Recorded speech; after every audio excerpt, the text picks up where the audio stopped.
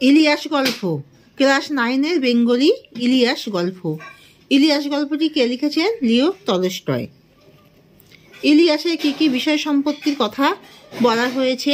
ইলিয়াসের 7টি ঘটকি, 2টো গরু, 20টা ভেড়ার কথা বলা হয়েছে। ভাড়াটে মজুর ও মজুরানিও প্রচুর ছিল। কত বছর পরিশ্রম করে ইলিয়াস প্রচুর সম্পত্তি বানিয়েছিল? দীর্ঘ 35 বছর পরিশ্রম করে ইলিয়াস প্রচুর সম্পত্তি বানিয়েছিল। ওর তো মরবারই দরকার নেই। কার কেন মরবার দরকার নেই? বিপুল সম্পত্তির মালিক ইলিয়াসের কোনো অভাব ছিল না, তাই তার প্রতিবেশীরা বলেছিল তার মরবার কোনো দরকার নেই।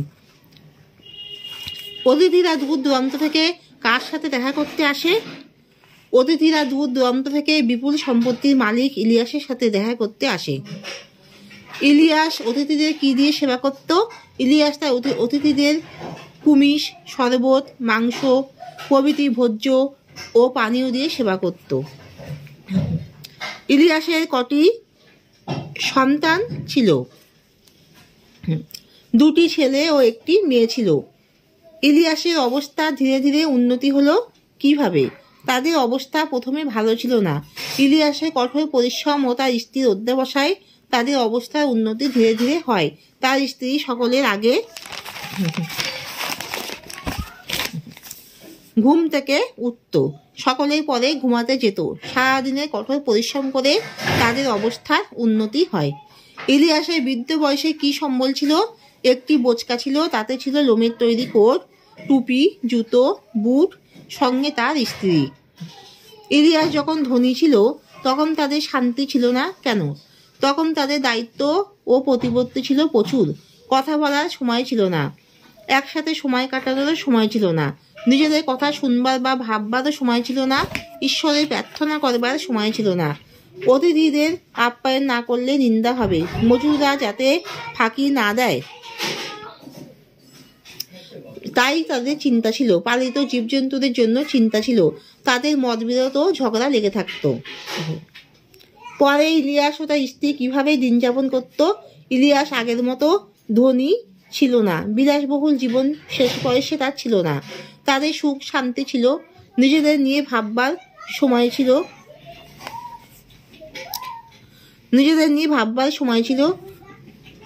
নিজেদের নিয়ে ভাববার সময় ও দায়িত্ব কর্তব্যের ঘেরাটোপ থেকে বেরিয়ে সুখ শান্তিতে প্রভুর সেবা ও শ্রম করে তাদের অনেক সময় কেটে যেত।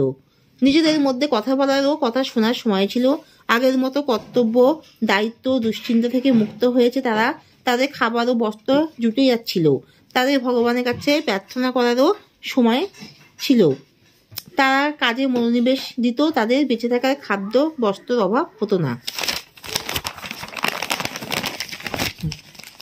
ইলিয়াসের ঘোড়া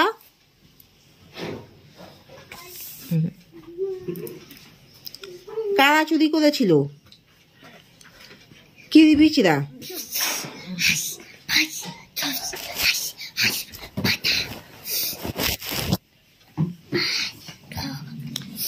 ঠাকুমা সম্বোধন করা হতো করত গৃহস্বামী।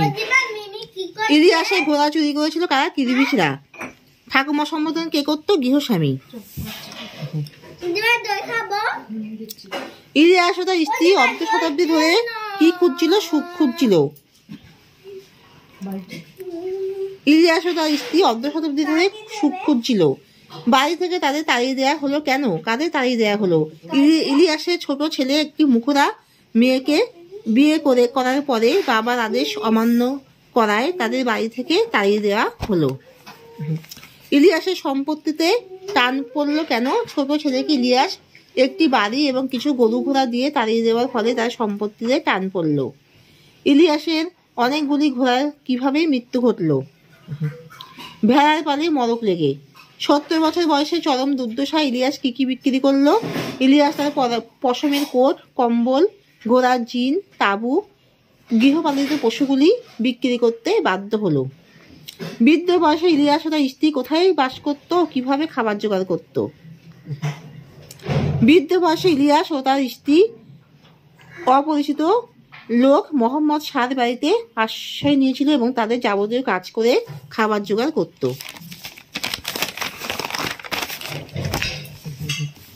ইলিয়াসের স্ত্রীর নাম কি ছিল? শামসেমাগি।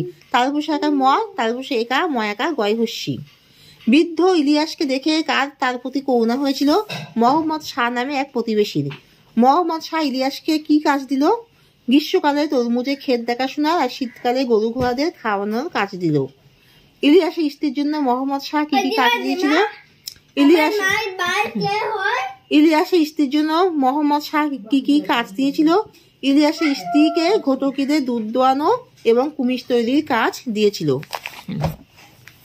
ইলিয়াস ও তার স্ত্রী মোহাম্মদ শাহর বাড়িতে কিসের কাজ করত? ইলিয়াস ও তার স্ত্রী মোহাম্মদ শাহর বাড়িতে ভাড়াটে মজুদের মতো কাজ করত। ক্রমে ক্রমে সব সয়ে গেল। কার কি সয়ে গেল? বৃদ্ধ ইলিয়াস ও তার স্ত্রী প্রতিবেশী মোহাম্মদ শাহর বাড়িতে ভাড়াটে মজুদের মতো কাজ করত। প্রথম দিকে কষ্ট হলেও পরে তাদের সয়ে গেল। তাছাড়া তারা অলস নয়।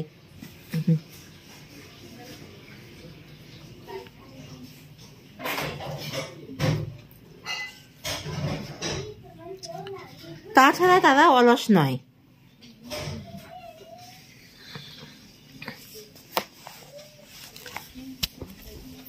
এখানে ইলিয়াস ও তার স্ত্রীর কথা বলা হয়েছে। এখানে তোমরা কিছু ইম্পর্টেন্ট প্রশ্নের উত্তরগুলো এখানে দেখে নাও, নোটগুলো। ইলিয়াস ও তার স্ত্রী মোহাম্মদ শাহর বাড়িতে কাজ করতো। কিসের মতো কাজ করতো? ভাড়াটে মজুদের মতো। ক্রমে ক্রমে তাদের সয়ে গেল। কাদের সয়ে গেল? ইলিয়াস ও তার স্ত্রী সয়ে গেল। কারণ প্রথম দিকে তাদের কষ্ট হলেও পরে তাদের সবকিছুই সয়ে গেল। বৃদ্ধ ইলিয়াস ও তার স্ত্রী অলস নয়। তারা ঠিক মতন কাজ করত। মোহাম্মদ শাহর বাড়িতে তারা আশ্রয় নিয়েছিল। মোহাম্মদ শাহর বাড়িতে আসা আত্মীয়দের মধ্যে একজন কে ছিলেন? একজন ছিলেন মুসলিম পণ্ডিত। এ তল্লাতে সবচেয়ে ধনী ছিল কে? ইলিয়াস। এখানে ইলিয়াসের স্ত্রীর নাম কি? শামসেমাগি। বৃদ্ধ ইলিয়াসকে দেখে কার তার প্রতি করুণা হয়েছিল? মোহাম্মদ শাহ নামে এক প্রতিবেশী তার প্রতি করুণা হয়েছিল। মোহাম্মদ শাহ ইলিয়াসকে কি কাজ দিয়েছিল? গ্রীষ্মকালে তরমুজের ক্ষেত দেখাশোনা আর শীতকালে গরু ঘোড়াদের খাওয়ানোর কাজ দিয়েছিল। ইলিয়াসের স্ত্রীর জন্য মোহাম্মদ শাহ কি কি কাজ দিয়েছিল? ইলিয়াসের স্ত্রীকে ঘটকিদের দুধ দোয়ানো ও কুমিজ তৈরির কাজ দিয়েছিল।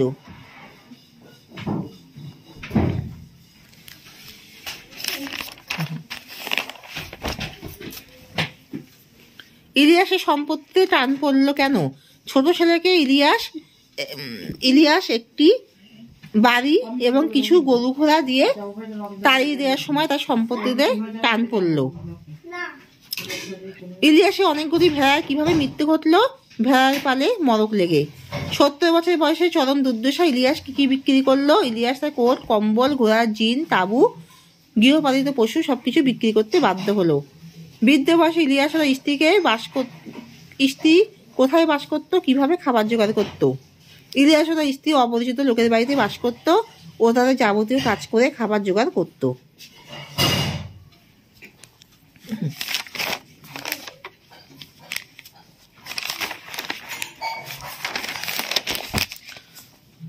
অতিথিরা ইলিয়াসের স্ত্রীর কাছে কি জানতে চাইল? আগেকার সুখের জীবন এখনকার কষ্টের জীবন সম্পর্কে তারা জানতে চাইল। ইলিয়াস যখন গরিব ছিল ছেলেরা তাকে কিভাবে সাহায্য করত? ছেলেরা তার সঙ্গে গরু ঘোড়া চড়িয়ে তাকে সাহায্য করত। তারা আয়েশি হয়ে উঠল। কারা আয়েশি হয়ে উঠল? ইলিয়াস ধনী ব্যক্তি হলে তার ছেলেরা আয়েশি হয়ে উঠল।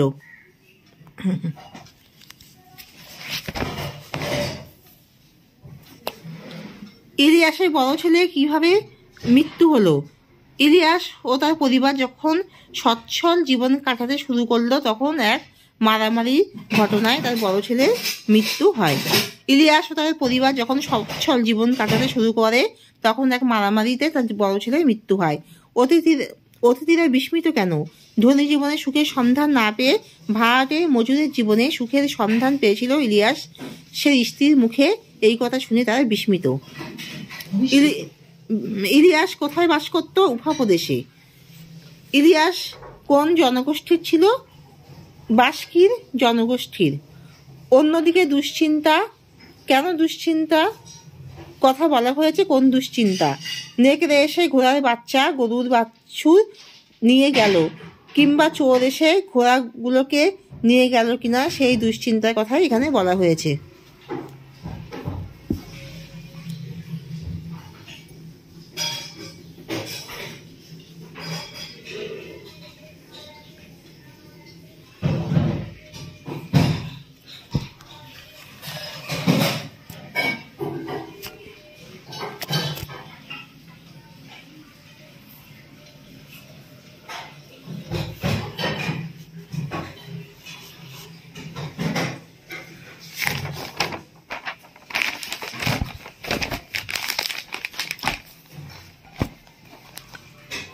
ইলিয়াস গল্পকে বাংলায় সম্বোধন করেন মনীন্দ্র দত্ত। বন্ধুগণ হাসবেন না, এটা তামাশা নয়। কার উক্তি? ইলিয়াসের উক্তি। সেও তো পাপ। কোন কাজের প্রসঙ্গে কথা বলা হয়েছে? মজুরদের উপর কড়া নজরদারি প্রসঙ্গে বলা হয়েছে। শীতের জন্য মজুর করে রাখা হতো যথেষ্ট। কি রাখা হতো? খড়। বন্ধুগণ হাসবেন না, বন্ধুদের না হাসার কারণ এটা তামাশা নয়, এটা মানুষের জীবন। লোকটিকে কে কখনো চোখে দেখেনি, কিন্তু তার সুনাম ছড়িয়ে পড়েছিল বহুদূর। কার উক্তি? অতিথির।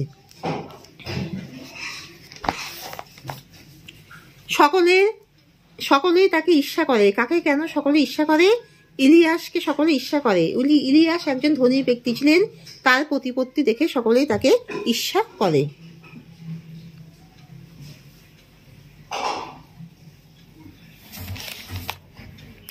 তা সকলেই তাকে ঈর্ষা করে। কাকে সকলে ঈর্ষা করে? ইলিয়াস একজন ধনী ব্যক্তি ছিল, তাই জন্য তাকে সকলেই ঈর্ষা করত। ইলিয়াস একজন ধনী ব্যক্তি ছিল তাই। কারা ইলিয়াসের সবচেয়ে ভালো ঘোড়াগুলি চুরি করেছিল? কিরবিচরা ইলিয়াসের সব থেকে ভালো ঘোড়াগুলি চুরি করেছিল। ফলে সারা রাতই ঘুম ছিল না। কার সারা রাত ঘুম ছিল না? গৃহপালিত জন্তুদের অনিষ্টের আশঙ্কায় তাদের সারা রাত্রি ঘুম ছিল না। ইলিয়াস গল্পে কাকে সবাই বলে সম্বোধন করা হয়েছে? ইলিয়াসকে। তা তোমরা সবাই ভালো করে থেকেও, পড়াশোনা করো ভালো করে। সবাই কিন্তু লাইক অ্যান্ড সাবস্ক্রাইবটা দিয়ে দাও। তোমরা যারা টিচারকে শ্রদ্ধা করো, ভক্তি করো, তারা সবাই কিন্তু লাইক অ্যান্ড সাবস্ক্রাইবটা অবশ্যই দিয়ে দাও। তাহলে তোমাদেরকে আমি অনুরোধ করছি, তোমরা সবাই সাবস্ক্রাইবটা দিয়ে আমাকে উৎসাহিত করো। এখানে শেষ করছি। এতে সব ইম্পর্টেন্ট প্রশ্নের উত্তরগুলো সব এখানে লেখা রয়েছে। এইগুলো তোমরা সবাই লিখে রেখেছো তো? সবাই ভালো করে এগুলো মুখস্থ করে নেবে, আর সবাই মনে করে সাবস্ক্রাইবটা দিয়ে দাও।